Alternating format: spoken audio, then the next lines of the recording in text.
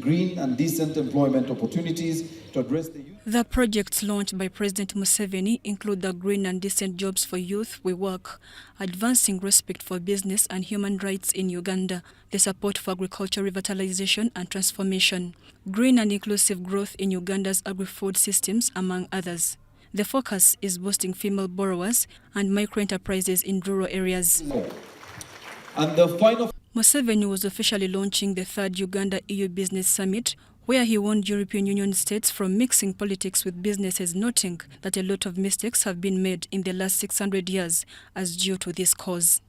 The non-trade barrier created by wrong politics, where people mix politics with business. You need to advise the governments in Europe to get out of that mistake, because there's no way you can control the world politically. You can't do it. You shouldn't even attempt to control the world politically. A lot of mistakes have been made in the last 600 years. And this would be my last point, where I say, down with ideological chauvinism.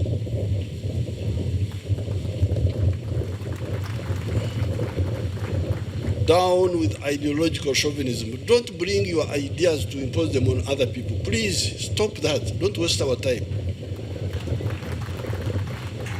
President Museveni cautioned entrepreneurs on the three elements responsible for business to thrive, which included production, consumers' ability to pay, and infrastructure. If you have got a need for a product and you have got the ability to pay for it, purchasing power then equals the demand. If you only have want, but no ability to pay, then it's not a demand. It is wishes. So the second element of successful business is the consumers who have got the ability to pay for the products. Now the third element is infrastructure. Infrastructure to link the producer of the good and the service and the consumer. Museveni reiterated the need for global development and thus the need for collaboration between Uganda and the European Union. Up to 1980, affluence was only in Western Europe, North America, Canada and USA, and Japan. These were the only parts of the world which had affluence in the modern sense. The rest of the world was in poverty. But now, things have changed a bit. China has gained in affluence,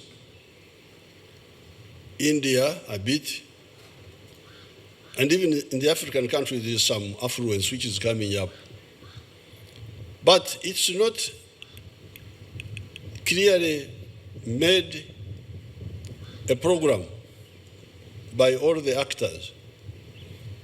And I say, but everybody would benefit. Why do you want to inhabit the globe where parts of the people are poor? Because it will limit your own possibilities. The ambassador of the European Union to Uganda, His Excellency Jan Shadek, has lauded the trade relations between Uganda and the EU, which have doubled Uganda's exports in the past 2 years only. We celebrated then in 2022 the Ugandan European trade and investments. But as Honorable Anita said, you also told us that we could do better. You said the Europeans had lagged behind. And Your Excellency, I can now report back, and I have good news. Our trade and investment has developed in a remarkable way the last few years. When I look at the trade statistics, I can see a doubling of the Ugandan exports since 2020. And the EU's share of foreign direct investments in Uganda was a year ago more than 40%, or 1.2 billion euro, or more than 5 trillion Ugandan shillings.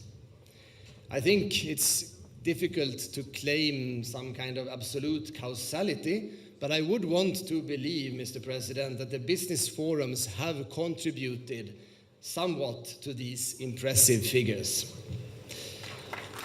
Minister of State for Investments Evelyn Anite applauded President Museveni for maintaining peace and stability in the country, which attracts investments.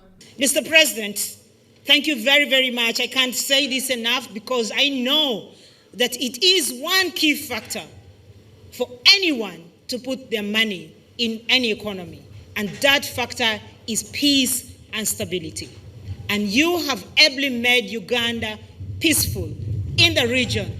That's why we have a comparative advantage over the markets which are not peaceful. The other comparative advantage that we have is the fact that, Your Excellency, you've negotiated regional and international markets. You have negotiated a market of 300 million people, and that is the East African Common Market. Mary Namkose, UBC News.